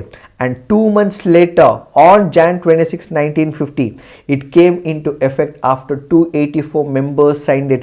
January 26 was chosen since the Congress Purna Swaraj resolution was declared on this day in the year 1930. So ಇವತ್ತು republic day ದಿನ ನಾವು ಈ video ಮಾಡ್ತಿದ್ದೀವಿ, ಇದನ್ನ ಇವತ್ತು upload ಮಾಡ್ತಿದ್ದೀವಿ ಅಂತಂದರೆ ಇದ್ರ ಸಿಂಬಾಲಿಕ್ ಮೀನಿಂಗ್ ಏನು? ಬ್ಯಾಕ್ ಇನ್ 1930 ನಾವು ಪೂರ್ಣ ಸ್ವರಾಜ್ ಬೇಕು ಅಂತ ಡಿಕ್ಲೇರ್ ಮಾಡ್ತೀವಿ. ಹಾಗಾಗಿ January 26 was chosen as to when it will come into the effect. ಅಂತಂದರೆ ನಾವು ಆಗ 1930ಯಲ್ಲಿ ನಮಗೆ ಪೂರ್ಣ ಸ್ವರಾಜ್ ಬೇಕು ಅಂತ ಬ್ರಿಟಿಷ್ ಅವರಿಗೆ ಹೇಳಿದಾಗ ಆ ಒಂದು ದಿನಕ್ಕೆ ಒಂದು ಸಿಂಬಾಲಿಕ್ ಮೀನಿಂಗ್ ಇತ್ತು. ಹಾಗಾಗಿ ನಾವು January 26, 1950ಯಲ್ಲಿ ಈ ಒಂದು ಸಂವಿಧಾನ ಇಂಪ್ಲಿಮೆಂಟ್ ಎಫೆಕ್ಟಿಗೆ ಬರುತ್ತೆ. ಈ ಪೂರ್ಣ ಸ್ವರಾಜ್ ಅಂದರೆ ಏನು? 1930ಗೆ ಮುನ್ನ ನಾವು ಪೂರ್ಣ ಸ್ವರಾಜ್ ಅಂತ ನಾವು ಕೇಳಿರಲಿಲ್ಲ. ಪೂರ್ಣ ಸ್ವರಾಜ್ ಅಂದರೆ ಏನು? ನನಗೆ ನಾನೇ ಲಾಸ್ ಮಾಡ್ಕೊಳ್ತೀನಿ, ನಾನೇ ನನ್ನ ಸಂವಿಧಾನ ರಚನೆ ಮಾಡ್ತೀನಿ, ನಂದೊಂದು ಕಾನ್ಸ್ಟಿಟ್ಯೂಂಟ್ ಅಸೆಂಬ್ಲಿ ಮಾಡ್ತೀನಿ, ನಾನು ಪ್ರತಿಯೊಂದನ್ನು ಡಿಸೈಡ್ ಮಾಡ್ತೀನಿ. ನಾವು ಸಾವರಿನ್ ಅಂತ ಏನು ಹೇಳಿದ್ವಿ, ಪೂರ್ಣ ಸ್ವರಾಜ್ ಅಂದರೆ ಕಂಪ್ಲೀಟ್ ಇಂಡಿಪೆಂಡೆನ್ಸ್ ನನಗೆ ಬೇಕು. ಬಟ್ 1930 ಮುಂಚೆ ನಾನು ಕಂಪ್ಲೀಟ್ ಇಂಡಿಪೆಂಡೆನ್ಸ್ ಬಗ್ಗೆ ಮಾತಾಡ್ತಾನೆ ಇರಲಿಲ್ಲ. ನಾನು ಹೋಮ್ ರೂಲ್ ಲೀಗ್ ಮೂವ್ಮೆಂಟ್ ಬಗ್ಗೆ ಮಾತಾಡ್ತಿದ್ದೆ, ಅಥವಾ ಅಲ್ಟಿಮೇಟ್ ಸಾವರ್ನಿಟಿ ಇನ್ನು ಬ್ರಿಟಿಷ್ ಅವ್ರ ಕೆಳಗಡೆನೇ ಇರುತ್ತೆ, ನನಗೆ ಬರೀ ಲಿಮಿಟೆಡ್ ಸ್ವರಾಜ್ನ ಕೊಡಿ, ಲಿಮಿಟೆಡ್ ಫ್ರೀಡಮ್ನ ಕೊಡಿ ಅಂತ ಕೇಳ್ತಿದ್ದೆ. But for the first time in the history of India ನಾವು ಪೂರ್ಣ ಸ್ವರಾಜ್ ಅಂತ ಕೇಳಿದ್ದು ಯಾವಾಗ ಅಂತಂದರೆ Jan 26, 1950. ಸೊ January 26 ನಾವು ಪೂರ್ಣ ಸ್ವರಾಜ್ ಬೇಕು ಅಂತ ಕೇಳಿದ್ರಿಂದ ನಾವು ಅಡಾಪ್ಟ್ ಮಾಡ್ಕೊಂಡಿದ್ದು November 1949 ಆಗಿದ್ರೂ ಸಹಿತ ಅದ್ರ ಎಫೆಕ್ಟ್ ಬಂದಿದ್ದು ಯಾವಾಗ? Jan 26, 1950. ಸೊ ಹಾಗಾಗಿ ರಿಪಬ್ಲಿಕ್ ಡೇನ ಪ್ರತಿ ವರ್ಷ ನಾವು ಸೆಲೆಬ್ರೇಟ್ ಮಾಡ್ತೀವಿ, because the constitution was adopted 2 months later and came into effect on January 26, 1950 ಆಗಿರೋದ್ರಿಂದ ಪ್ರತಿ ವರ್ಷ it came in to effect ಆಗಿರೋದ್ರಿಂದ Jan 26 will be celebrated every year, observed as the republic day of a country. ಹಾಗಾಗಿ ಈ ಒಂದು polity decoded lectures ನಾವು ಇವತ್ತಿಂದ start ಮಾಡ್ತಿದ್ದೀವಿ. ಇದೆಲ್ಲ ಓದಾದ್ಮೇಲೆ ನಮಗೆ ಸರಿಸುಮಾರು ಇಂಪಾರ್ಟೆಂಟ್ ಕಾನ್ಸೆಪ್ಟ್ಸ್ ನಮಗೆ ಪ್ರಿಲಿಮಿನರಿ ಮತ್ತು ಮೇನ್ಸ್ ಎಕ್ಸಾಮಿನೇಷನಲ್ಲಿ ಬೇಕಾಗುತ್ತೆ. ಏನು ಅಂತಂದರೆ ನಾವಿಷ್ಟೆಲ್ಲ ಮಾತಾಡ್ತಿದ್ದೀವಿ ಕಾನ್ಸ್ಟಿಟ್ಯೂಷನ್ ಬಗ್ಗೆ, ಇಷ್ಟೆಲ್ಲ ಮಾತಾಡ್ತಿದ್ದೀವಿ ಪ್ರಿಯಾಂಬಲ್ ಬಗ್ಗೆ. ಈ ಪ್ರಿಯಾಂಬಲ್ ಅನ್ನೋದು ಸಂವಿಧಾನಕ್ಕೆ ಸೇರುತ್ತಾ? Is it part of the constitution? ಇದು ಒಂದು ವಿಂಡೋ, ಐಡೆಂಟಿಟಿ ಕಾರ್ಡ್, ಮೀನಿಂಗ್ ಎಲ್ಲ ನಾವು ಅರ್ಥ ಮಾಡ್ಕೊಂಡ್ವಿ. ಈಗ ಈ ಪ್ರಿಯಾಂಬಲ್ ಅಂತ ತೊಗೊಂಡಾಗ ಇದು ಇಂಡಿಯನ್ ಕಾನ್ಸ್ಟಿಟ್ಯೂಷನ್ನ ಪಾರ್ಟ ಅಥವಾ ಇದು ಇಂಡಿಯನ್ ಕಾನ್ಸ್ಟಿಟ್ಯೂಷನ್ ಪಾರ್ಟ್ ಅಲ್ವಾ? ಇದಕ್ಕೆ 2 ಇಂಪಾರ್ಟೆಂಟ್ ಲ್ಯಾಂಡ್ಮಾರ್ಕ್ ಜಡ್ಜ್ಮೆಂಟ್ಸ್ನ ನಾವು ನೋಡಬೇಕಾಗುತ್ತೆ. ಒಂದು ಬೆರುಬಾರಿ ಯೂನಿಯನ್ ಕೇಸ್, ಅದು ಯಾವಾಗ ನಡೆಯುತ್ತೆ? ಒಂದು 1960ಯಲ್ಲಿ ನಡೆಯುತ್ತೆ, ಮತ್ತೊಂದು 1973ಯಲ್ಲಿ ನಡೆಯುತ್ತೆ. 1960ಯಲ್ಲಿ ಏನಾಗುತ್ತೆ? In the Berubari union case the supreme court said that the preamble shows the general purposes behind the several provisions in the constitution is thus a key to the minds of the makers of the constitution, but it is not part of the Indian constitution. ಇಲ್ಲಿ ನಿಮಗೆ preliminary question ಇನ್ನೊಂದು ಬರ್ಬೋದು. There is one part in the Indian Constitution which speaks about the minds of the makers of the Constitution ಅಂತ ಒಂದು question ಕೇಳಿದ್ರೆ, ಅಂದರೆ Berubari union ಪ್ರಕರಣದಲ್ಲಿ ಸಂವಿಧಾನದಲ್ಲಿನ ಹಲವಾರು ನಿಬಂಧನೆಗಳ ಹಿಂದಿನ ಸಾಮಾನ್ಯ ಉದ್ದೇಶಗಳನ್ನು ಮುನ್ನುಡಿ ತೋರಿಸುತ್ತದೆ ಮತ್ತು ಅದರಿಂದ ಸಂವಿಧಾನ ತಯಾರಕರ ಮನಸ್ಸಿಗೆ ಪ್ರಮುಖವಾಗಿದೆ ಎಂದು ಸುಪ್ರೀಂ ಕೋರ್ಟ್ ಹೇಳಿದೆ. ಅಂದರೆ minds of the people, minds of the makers of the constitution ಎಲ್ಲಿದೆ? ಅದೇ ನಮ್ಮ ಪ್ರಿಯಾಂಬಲ್. ಸೊ ಈ ಬೆರುಬಾರಿ ಯೂನಿಯನ್ ಕೇಸಲ್ಲಿ ಸುಪ್ರೀಂ ಕೋರ್ಟ್ ಏನು ಹೇಳುತ್ತೆ ಅಂತಂದರೆ, ಬೆರುಬಾರಿ ಯೂನಿಯನ್ ಕೇಸಲ್ಲಿ ಸಿಂಪ್ಲಿಫೈ ಮಾಡಿ ಸುಪ್ರೀಂ ಕೋರ್ಟ್ ಹೇಳುತ್ತೆ, ಎಸ್ ಅದು minds of the makers of the constitution ಕೊಡ್ತಾರೆ, nature of the Indian constitution ಇದೆ, objectives of the Indian constitution ಇದೆ, ಎಲ್ಲ ಅದು ಏನು ಹೇಳಬೇಕು ಅಂತ ಇಚ್ಛೆ ಪಡ್ತಿದ್ದಾರೆ ನಮ್ಮ ಕಾನ್ಸ್ಟಿಟ್ಯೂಂಟ್ ಅಸೆಂಬ್ಲಿಯಲ್ಲಿ ನಮ್ಮ ಸಂವಿಧಾನ ಮೇಕರ್ಸ್, ಅವ್ರು ಅದನ್ನು ಹೇಳಿದ್ದಾರೆ. But yet it is not part of the Indian constitution ಅಂತ ಹೇಳಿ ಬೆರುಬಾರಿ ಯೂನಿಯನ್ ಕೇಸಲ್ಲಿ ಸುಪ್ರೀಂ ಕೋರ್ಟ್ ಹೇಳುತ್ತೆ.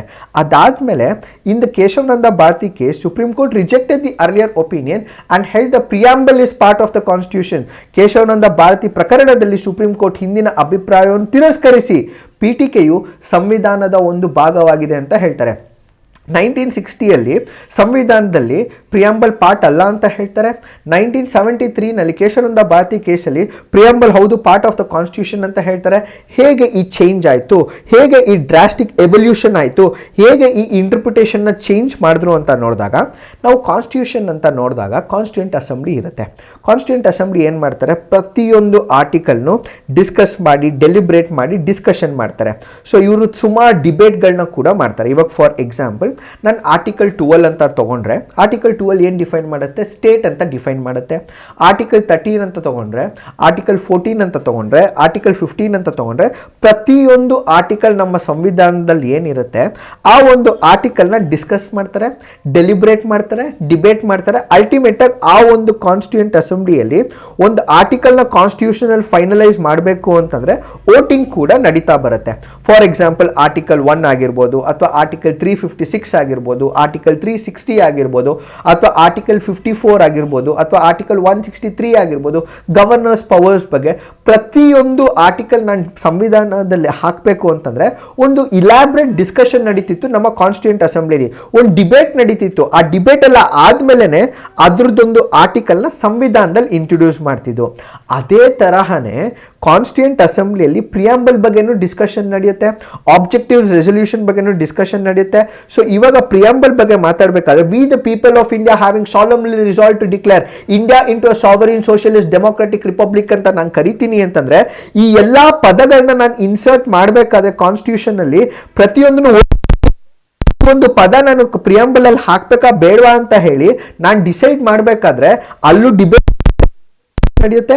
ಸೊ ಈಗ ಬೆರುಬಾರಿ ಯೂನಿಯನ್ ಕೇಸಲ್ಲಿ ಈ ಒಂದು ಭಾಗನ, ಈ ಒಂದು ಥಾಟ್ ಪ್ರೊಸೆಸ್ನ ಅವಾಗ ಯೋಚನೆ ಮಾಡಿರಲಿಲ್ಲ. ಬಟ್ ಕೇಶವಾನಂದ ಭಾರತಿ ಕೇಸಲ್ಲಿ ಅಡ್ವೊಕೇಟ್ಸ್ ಹೇಳ್ತಾರೆ ಅಲ್ಲಿ ಏನು ಆರ್ಟಿಕಲ್ಸ್, ನಾನು ಆರ್ಟಿಕಲ್ 14, ಆರ್ಟಿಕಲ್ 19, ಆರ್ಟಿಕಲ್ 21. ನಿಮ್ಗೆ ಇನ್ನೊಂದು ಇಂಪಾರ್ಟೆಂಟ್ ಪಾಯಿಂಟ್ ಅಂದರೆ ಗೋಲ್ಡನ್ ಟ್ರಯಾಂಗಲ್ ಅಂತ ಕರಿತೀವಿ ನಾವು ಕಾನ್ಸ್ಟಿಟ್ಯೂಷನಲ್ಲಿ. ಗೋಲ್ಡನ್ ಟ್ರಯಾಂಗಲ್ ಅಂದರೆ ಏನು? ಆರ್ಟಿಕಲ್ 14, ಆರ್ಟಿಕಲ್ 19 ಮತ್ತು ಆರ್ಟಿಕಲ್ 21. ಇದು ಇಂಪಾರ್ಟೆಂಟ್ ಪ್ಯಾರಾಮೀಟರ್ ನಿಮ್ಮ ಪ್ರಿಲಿಮಿನರಿ ಎಕ್ಸಾಮಿನೇಷನ್ಗೆ. ಸೊ ಈ ಆರ್ಟಿಕಲ್ 14, 19 ಮತ್ತು 21 ನಾನು ಡಿಸ್ಕಸ್ ಮಾಡಿ ಕಾನ್ಸ್ಟಿಟ್ಯೂಷನ್ ಹಾಕ್ತೀನಿ ಅಂದರೆ ಡೆಲಿಬರೇಷನ್ಸ್ ನಡೀತು, ಡಿಬೇಟ್ಸ್ ನಡೀತು, ವೋಟಿಂಗ್ ನಡೀತು, ಆಮೇಲೆ ನಾನು ಕಾನ್ಸ್ಟಿಟ್ಯೂಷನ್ ಹಾಕಿದ್ದು. ಅದೇ ಥರನೇ ಪ್ರಿಯಾಂಬಲ್ ಕೂಡ ಡೆಲಿಬರೇಷನ್ಸ್ ನಡೀತು, ಡಿಸ್ಕಷನ್ಸ್ ನಡೀತು, ವೋಟಿಂಗ್ ನಡೀತು. ವೋಟಿಂಗ್ ಆದಮೇಲೆ ನಾನು ಕಾನ್ಸ್ಟಿಟ್ಯೂಷನಲ್ಲಿ ಹಾಕಿದ್ದು. ಹಂಗಿರಬೇಕಾದ್ರೆ ಬೇರೆ articles part of the Indian constitution ಆಗಬೇಕು ಅಂತಂದರೆ ಪ್ರಿಯಾಂಬಲ್ಗೂ ಡೆಲಿಬರೇಷನ್ ಆಯಿತು, ಪ್ರಿಯಾಂಬಲ್ಗೂ ಡಿಬೇಟ್ ಆಯಿತು, ಅದಕ್ಕೂ ವೋಟಿಂಗ್ ಆಯಿತು. ಸೊ ವೋಟಿಂಗ್ ಆದ ನಂತರ ಅದನ್ನು ಕಾನ್ಸ್ಟಿಟ್ಯೂಷನ್ ಅಲ್ಲಿ ಹಾಕಿದ್ದು. ಹಾಗಾಗಿ it is part of the Indian constitution ಅಲ್ಲಿ ಹೇಳ್ತಾರೆ. ಬೆರುಬಾರಿ ಯೂನಿಯನ್ ಕೇಸಲ್ಲಿ ಈ ಒಂದು ಥಾಟ್ ಪ್ರೊಸೆಸ್ ಸುಪ್ರೀಂ ಕೋರ್ಟಿಗೆ ಇರಲಿಲ್ಲ. ಬಟ್ ಕೇಶವಾನಂದ ಭಾರತಿ ಕೇಸಲ್ಲಿ ಈ ಒಂದು ಥಾಟ್ ಪ್ರೊಸೆಸ್ ಬಂತು. ಅಂದರೆ ಪ್ರಿಯಾಂಬಲ್ನು ಡಿಸ್ಕಸ್ ಮಾಡಿ, ಡೆಲಿಬ್ರೇಷನ್ ಮಾಡಿ, ವೋಟ್ ಮಾಡಿ, ಆಮೇಲೆ ಕಾನ್ಸ್ಟಿಟ್ಯೂಷನ್ ಹಾಕಿದ್ರಿಂದ it is part of the Indian constitution ಅಂತ ಹೇಳ್ತಾರೆ. ಈಗ ಕನ್ಕ್ಲೂಷನ್ ಏನು? Is preamble part of the Indian constitution? Yes, preamble is part of the Indian Constitution because this was deliberately discussed and ultimately voted upon by the Constituent Assembly, and that is the very reason and the very foundation as to why it is entered into the Constitution of India. So ಹಾಗಾಗಿ it is part of the Indian Constitution ಅಂತ ನಾವು conclusion ಗೆ ಬರ್ಬೋದು. Is it justiciable? For example, justiciable ಅಲ್ವಾ ಅಂತಂದ್ರೆ fundamental rights ಜಸ್ಟಿಸಿಯಬಲ್. ಹೌದು, fundamental rights ಜಸ್ಟಿಸಿಯಬಲ್. ಏನಂಗಂತೆ ಅಂದ್ರೆ ಇವಾಗ ನನ್ನ ಯಾರೋ ಪೊಲೀಸ್ ಆಫೀಸರ್ಸ್ ಕರ್ಕೊಂಡು ಹೋಗ್ತಾರೆ, ಕರ್ಕೊಂಡು ಹೋಗಿ ಅರೆಸ್ಟ್ ಮಾಡ್ತಾರೆ. ಸೊ ಅವ್ರು ಅರೆಸ್ಟ್ ಮಾಡಿದಾಗ ಏನು ಮಾಡ್ತಾರೆ, ವಿತಿನ್ 24 hours ನನ್ನ ಕೋರ್ಟಲ್ಲಿ ಪ್ರೊಡ್ಯೂಸ್ ಮಾಡ್ಬೋದು. ಇಲ್ಲ ಅಂತಂದರೆ ನಾನು ರಿಟ್ ಆಫ್ ಹೆಬಿಯಸ್ ಕಾರ್ಪಸ್ನ ಹಾಕೊಳ್ತೀನಿ, ಅಥವಾ ಒಂದು ಕಾನ್ಸ್ಟಿಟ್ಯೂಷನಲ್ ಫಂಡಮೆಂಟಲ್ ರೈಟ್ಸ್ ಏನೋ ವೈಲೇಟ್ ಆಗ್ತಿದೆ ಅಂತಂದರೆ ನಾನು ರಿಟ್ಸ್ಗಳನ್ನ ಇಶ್ಯೂ ಮಾಡ್ತಾ ಹೋಗ್ತೀನಿ. So fundamental rights justiciable. Yes, ನನಗೇನಾದ್ರು ಕಾನ್ಸ್ಟಿಟ್ಯೂಷನಲ್ಲಿ ನನಗೇನಾದ್ರು ಫಂಡಮೆಂಟಲ್ ರೈಟ್ಸ್ ವೈಲೇಟ್ ಆಗ್ತಿದೆ ಅಂತಂದರೆ ನಾನು high court under article 226 of the Indian constitution ಹೋಗ್ತೀನಿ, ಅಥವಾ ಡೈರೆಕ್ಟ್ ಆಗಿ ಸುಪ್ರೀಂ ಕೋರ್ಟ್ ಅಂಡರ್ ಆರ್ಟಿಕಲ್ 32 ಹೋಗ್ತೀನಿ, ಫಂಡಮೆಂಟಲ್ ರೈಟ್ಸ್ ಎನ್ಫೋರ್ಸ್ ಮಾಡಿ ಅಂತ ಹೇಳಿ. So is preamble, it is not justiciable directly. Is directive principles of the Indian directive principles enforceable? No, that is not justiciable. So similar principles of the state policy is not justiciable. Justiciable. Fundamental rights are justiciable, but ಈ preamble non justiciable ಆಗಿರುತ್ತೆ. So similar to directive principles of the state policy, ಇದು non justiciable ಆಗಿರುತ್ತೆ. ಅಂದರೆ ಇದನ್ನು enforce ಮಾಡಲಿಕ್ಕಾಗಲ್ಲ. So is preamble part of the constitution? Yes, it is part of the Indian constitution. ಅದನ್ನು decide ಮಾಡಿದ್ದೆ Kesavananda Bharati case 1973. Next important question ಬಂದು amendability of the preamble. ನಾನು ನನ್ನ ಪ್ರಿಯಾಂಬಲ್ನ ಚೇಂಜ್ ಮಾಡಬಹುದಾ? ಇಲ್ಲಿ ಎರಡು ಕಾನ್ಸೆಪ್ಟ್ ಬರುತ್ತೆ. ಒಂದು ಬೇಸಿಕ್ ಸ್ಟ್ರಕ್ಚರ್ ಡಾಕ್ಟ್ರೈನ್ ಅಂತ. ಬೇಸಿಕ್ ಸ್ಟ್ರಕ್ಚರ್ ಡಾಕ್ಟ್ರೈನ್ ಅಂದರೆ ಏನು? ಇವಾಗ ನಾನು ಸ್ಟೇಟು, ಅಂದರೆ ನಾನು ಗೌರ್ಮೆಂಟಲ್ಲಿ ಇರ್ತೀನಿ, ನಾನು ಸ್ಟೇಟು, ನನ್ನ ಸಂವಿಧಾನ ಎಲ್ಲದನ್ನು ಚೇಂಜ್ ಮಾಡ್ಬೋದಾ? ನನಗೆ ಪವರ್ ಇದೆ, ಕಾನ್ಸ್ಟಿಟ್ಯೂಷನಲ್ ಅಮೆಂಡ್ಮೆಂಟ್ ತರ್ಬೋದು under article 368 of the Indian constitution. So ನಾನು ಎಲ್ಲ ಚೇಂಜಸ್ ನನ್ನ ಸಂವಿಧಾನಕ್ಕೆ ತರ್ಬೋದಾ? ಕೆಲವೊಮ್ಮೆ ನಾವು ಯೋಚನೆ ಮಾಡಬೇಕಾಗಿರೋದು ಏನು ಅಂದರೆ ಒಂದು foundation layer constituent assembly decide ಮಾಡುತ್ತೆ. ಇವಾಗ ನಾನು ಡೆಮೋಕ್ರಸಿ ಅನ್ನೋದನ್ನು ತೆಗೆದುಬಿಟ್ರೆ ರಾಜ ಮನೆತನ ವಾಪಸ್ ಬರುತ್ತೆ. ಸೊ ಇಂಡಿಯಾ ಅನ್ನೋ ಭಾರತ ಅನ್ನೋ ಒಂದು ಐಡೆಂಟಿಟಿ ಹೊಟ್ಟೋಗುತ್ತೆ. ಸೊ ಡೆಮೋಕ್ರಸಿನ ತೆಗೆದ್ರೆ ನನ್ನ ದೇಶನ ಊಹೆ ಮಾಡೋಕ್ಕಾಗುತ್ತಾ? ಆಗೋದೇ ಇಲ್ಲ. ಅದೇ ತರಹನೇ ನಾನು ಇವಾಗ secularism is it part of the basic structure? ಹೌದು. So part of the basic structure ಅಂತಂದರೆ ಅದು ಇಲ್ಲದೆ ದೇಶದ ಅಸ್ತಿತ್ವ ಇರಲ್ಲ, ಅಲ್ಲ ಕಲ್ಲೋಲಾಗುತ್ತೆ, ಇನ್ಸ್ಟೆಬಿಲಿಟಿ ಇರುತ್ತೆ. So those aspects which are very foundational, which is very important, you cannot live without those. ಅಂದರೆ ಆ ಒಂದು ವ್ಯಾಲ್ಯೂ ಸಿಸ್ಟಮ್ ಇಲ್ಲದೆ ನಾನು ದೇಶ ನಡೆಸಲಿಕ್ಕಾಗಲ್ಲ. ಸೊ ಯಾವ್ಯಾವುದನ್ನ ನಾನು ಚೇಂಜ್ ಮಾಡಲಿಕ್ಕಾಗಲ್ಲ, ಆ ಒಂದು ಕಾನ್ಸೆಪ್ಟ್, ಆ ಒಂದು ಪಿಕ್ಚರ್, ಆ ಒಂದು ಆಬ್ಜೆಕ್ಟಿವ್, ಆ ಒಂದು ಆರ್ಟಿಕಲ್ನ ನಾನು ಯಾವುದ್ಯಾವುದಕ್ಕೆ ಚೇಂಜ್ ಮಾಡೋಕ್ಕಾಗಲ್ಲ. ಅದನ್ನು ನಾನು ಬೇಸಿಕ್ ಸ್ಟ್ರಕ್ಚರ್ ಅಂತ ಕರಿತೀನಿ, ಬೇಸಿಕ್ ಫೀಚರ್ ಅಂತ ಕರಿತೀನಿ. ಇದು ಯಾವ ಕೇಸಿಂದ ಬಂತು? ಕೇಶವಾನಂದ ಭಾರತಿ ಕೇಸಿಂದ ಬಂತು. ಸೊ ಇವಾಗ ನಾನು ಆಬ್ಜೆಕ್ಟಿವ್ಸ್ ಅಥವಾ nature of the Indian constitution ತೊಗೊಂಡಾಗ sovereign, socialist, democratic. So democratic ಅನ್ನೋದು part of the basic structure ಆಗುತ್ತೆ, ಸೆಕ್ಯುಲರ್ ಅನ್ನೋದು part of the basic structure ಆಗುತ್ತೆ. So can I amend the preamble of the Indian constitution? Yes, I would be able to go ahead. ನಾನು ನನ್ನ ಪ್ರಿಯಾಂಬಲ್ನ change ಮಾಡ್ಬೋದು under article 368. But ಅದರಲ್ಲಿ ಕೆಲವೊಂದು basic structure doctrine ಇರುತ್ತಲ್ಲ, ಅದನ್ನು ನಾನು ಚೇಂಜ್ ಮಾಡಲಿಕ್ಕೆ ಬರಲ್ಲ. ಅಂದರೆ ಇವಾಗ ನಾನು ಸೆಕ್ಯುಲರ್ ಅಂತ ನನ್ನ ಪ್ರಿಯಾಂಬಲ್ ಇದೆ, ಸೊ ನಾನು ನಾಳೆ ಸೆಕ್ಯುಲರಿಸಮ್ನ ತೆಗೆದ್ಬಿಡ್ಬೋದಾ? ತೆಗ್ಲಿಕ್ಕೆ ಬರಲ್ಲ. ಡೆಮೋಕ್ರೆಟಿಕ್ ಅಂತ ಇದೆ, ಡೆಮೋಕ್ರೆಟಿಕ್ ತೆಗ್ಬಿಟ್ಟು ರಾಜ ಮನೆತನ ಅಂತ ಸ್ಥಾಪನೆ ಮಾಡ್ಬೋದಾ? ಹಾಗಲ್ಲ. ಸೊ ಯಾವ ಆಸ್ಪೆಕ್ಟ್ಸು ಬೇಸಿಕ್ ಸ್ಟ್ರಕ್ಚರ್ ಡಾಕ್ಟ್ರೈನಲ್ಲಿ ಇರುತ್ತಲ್ಲ, ಅದನ್ನು ನಾನು ಚೇಂಜ್ ಮಾಡ್ಲಿಕ್ಕೆ ಬರಲ್ಲ, ಅದನ್ನು ಅಮೆಂಡ್ ಮಾಡ್ಲಿಕ್ಕೆ ಬರಲ್ಲ.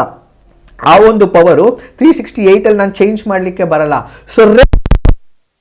So can I enhance the preamble of the Indian Constitution? Yes, you can enhance the preamble of the Indian Constitution. ಹೊಸದು ಏನಾರು ಹಾಕ್ಬೋದಾ ಪ್ರಿಯಾಂಬಲ್ ಅಲ್ಲಿ? ಹೌದು, ನಾನು ಹೊಸದೊಂದು ತರ್ಬೋದು. ಬಟ್ ಯಾವ್ದು ಬೇಸಿಕ್ ಸ್ಟ್ರಕ್ಚರ್ ಡಾಕ್ಟ್ರೈನಲ್ಲಿ ಇರುತ್ತಲ್ಲ, ಅದನ್ನ ನಾನು ತರಲಿಕ್ಕೆ, ಚೇಂಜಸ್ ಮಾಡಲಿಕ್ಕೆ ಬರಲ್ಲ.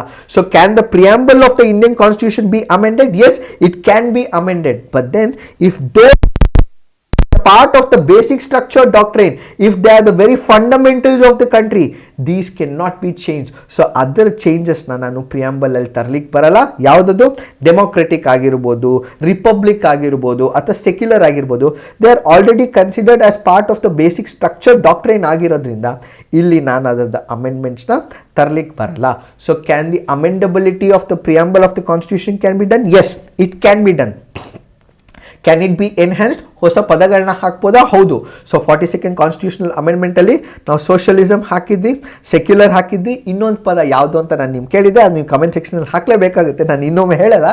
ಬಟ್ ನಾವು ಈ ಒಂದು ಅಮೆಂಡಬಿಲಿಟಿ ಬಗ್ಗೆ ಮಾತಾಡಬೇಕಾದ್ರೆ can it be amended? Yes, it can be amended.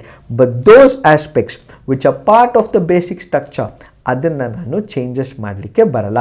So in other words, the court held that the basic elements are the fundamental features of the constitution as contained in the preamble cannot be altered by an amendment under Article 368.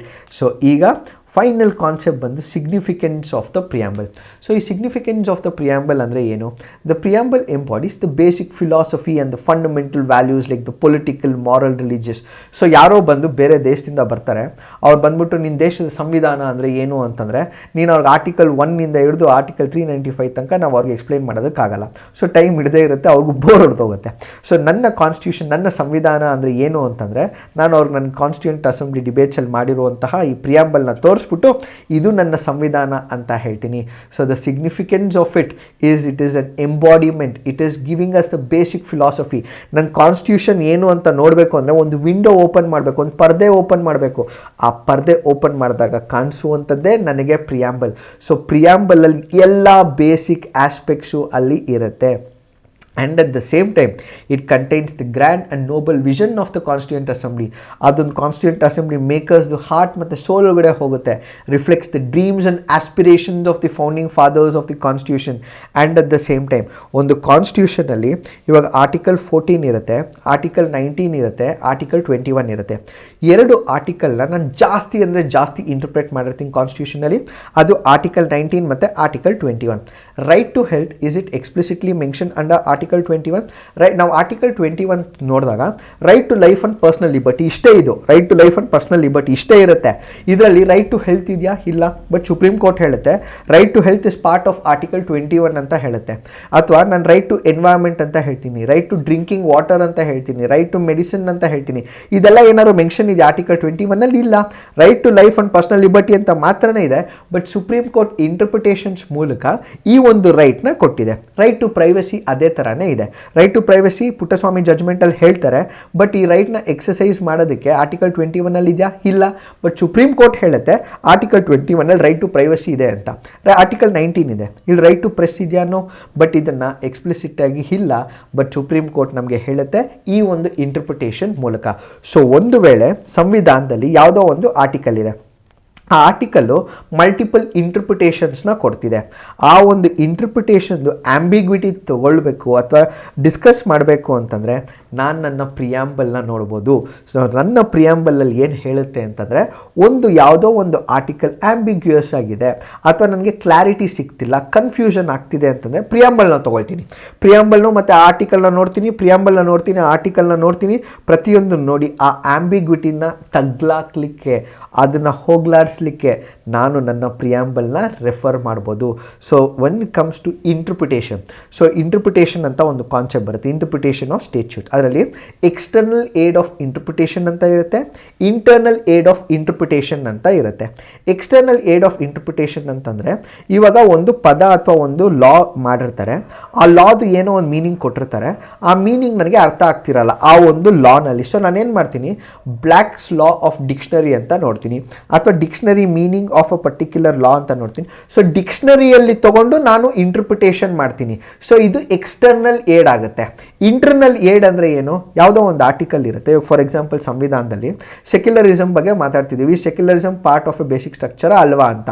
So ಒಂದು article 25 ಇದೆ, article 26 ಇದೆ, article 27 ಇದೆ, so on and so fourth ಇದೆ. So ಈ article ನೋಡ್ಬಿಟ್ಟು ನಾನು ಪ್ರಿಯಾಂಬಲ್ನ ನೋಡ್ತೀನಿ, ಪ್ರಿಯಾಂಬಲಲ್ಲಿ secular ಅಂತ ಹೇಳಿದ್ದೀನಿ. ಸೊ ಇದು internal aid of interpretation. Internal aid ಅಂದರೆ ಏನು? ಆ ಒಂದು ಬುಕ್ಕಲ್ಲೇ ಏನೋ ಒಂದು ಮೀನಿಂಗ್ ಡಿಫೈನ್ ಮಾಡಿರ್ತೀನಿ ನಾನು. ಡೆಫಿನೇಷನ್ ಕ್ಲಾಸ್ ಅಂತ ಇರುತ್ತೆ, ಆ ಡೆಫಿನೇಷನ್ ಕ್ಲಾಸಲ್ಲಿ ಮೀನಿಂಗ್ನ ಡಿಫೈನ್ ಮಾಡ್ತಾ ಹೋಗ್ತೀನಿ. ಸೊ ಎಲ್ಲೋ ಒಂದು ಆರ್ಟಿಕಲಲ್ಲಿ ಯಾವುದೋ ಒಂದು ಕನ್ಫ್ಯೂಷನ್ ಕ್ರಿಯೇಟ್ ಆಯಿತು ಅಂದರೆ ನಾನು ಅದರದ್ದು ಮೀನಿಂಗ್ನ ಡೆಫಿನೇಷನ್ ಕ್ಲಾಸಲ್ಲಿ ನೋಡ್ತೀನಿ ಅಥವಾ ಪ್ರಿಯಾಂಬಲಲ್ಲಿ ನೋಡ್ತೀನಿ. ಸೊ ತೂಕ ಮಾಡಿ ನೋಡಿದಾಗ ಅದರಲ್ಲಿ ನನಗೆ ಮೀನಿಂಗ್ ಡಿಫ್ರೆನ್ಸಸ್ ಅಲೋಕೇಟ್ ಮಾಡಿ ಆ ಆ್ಯಂಬಿಗ್ವಿಟಿನ ತೆಗಿತೀನಿ, ಆ ಒಂದು ಕನ್ಫ್ಯೂಷನ್ನ ತೆಗಿತೀನಿ. So the significance of the preamble ಏನು ಅಂತಂದರೆ, ಒಂದು ವೇಳೆ ಆ ಒಂದು ದ್ವಂದ್ವ, ಆ ಒಂದು ಕನ್ಫ್ಯೂಷನ್, ಆ ಒಂದು ಪ್ರಾಬ್ಲಮ್ ಕ್ರಿಯೇಟ್ ಆಯಿತು ಅಂದರೆ ಇಂಟರ್ಪ್ರಿಟೇಷನ್ಗೂ ಕೂಡ ನಾವು ನಮ್ಮ ಪ್ರಿಯಾಂಬಲ್ನ ಯೂಸ್ ಮಾಡ್ಬೋದು. So the preamble is the internal, ಒಂದು external, this is an internal aid of interpretation. So ಆ ಇಂಟರ್ಪ್ರಿಟೇಷನ್ ಮಾಡುವ ಮೂಲಕ ನಾನು ಒಂದು ಕನ್ಫ್ಯೂಷನ್, ಒಂದು ಆಂಬಿಗ್ವಿಟಿನ ತೆಗ್ಲಾಕ್ತೀನಿ. So what is the significance of the preamble? The preamble embodies the basic philosophy and fundamental values, political, moral and religious, on which the constitution is based. It contains the grand and noble vision of the Constituent Assembly and reflects the dreams and aspirations of the founding fathers of the constitution. ಪೀಠಿಕೆಯು ಮೂಲಭೂತ ತತ್ವಶಾಸ್ತ್ರ ಮತ್ತು ಮೂಲಭೂತ ಮೌಲ್ಯಗಳನ್ನು ಒಳಗೊಂಡಿದೆ. ರಾಜಕೀಯ, ನೈತಿಕ ಮತ್ತು ಧಾರ್ಮಿಕ ಸಂವಿಧಾನವನ್ನು ಆಧರಿಸಿದೆ. ಇದು ಸಂವಿಧಾನ ಸಭೆಯ ಭವ್ಯವಾದ ಮತ್ತು ಉದಾತ್ತ ದೃಷ್ಟಿಯನ್ನು ಒಳಗೊಂಡಿದೆ ಮತ್ತು ಸಂವಿಧಾನದ ಸ್ಥಾಪಕ ಪಿತಾಮಹರ ಕನಸುಗಳು ಮತ್ತು ಆಕಾಂಕ್ಷೆಗಳನ್ನು ಪ್ರತಿಬಿಂಬಿಸುತ್ತದೆ. ಅದೇ ನಮ್ಮ significance of the preamble. So hoping that this entire aspect of preamble cover ಮಾಡಿದ್ದೀನಿ ಅಂತ ಅಂದ್ಕೊಳ್ತೀನಿ. ನಿಮಗೆ ಇದು ಖಂಡಿತ ಇಷ್ಟ ಆಗಿರುತ್ತೆ. Why don't you hit the like button, subscribe to our YouTube channel and also share it with your fellow aspirants. This is advocate Ajay Narayan signing off. Thank you for watching. All the best.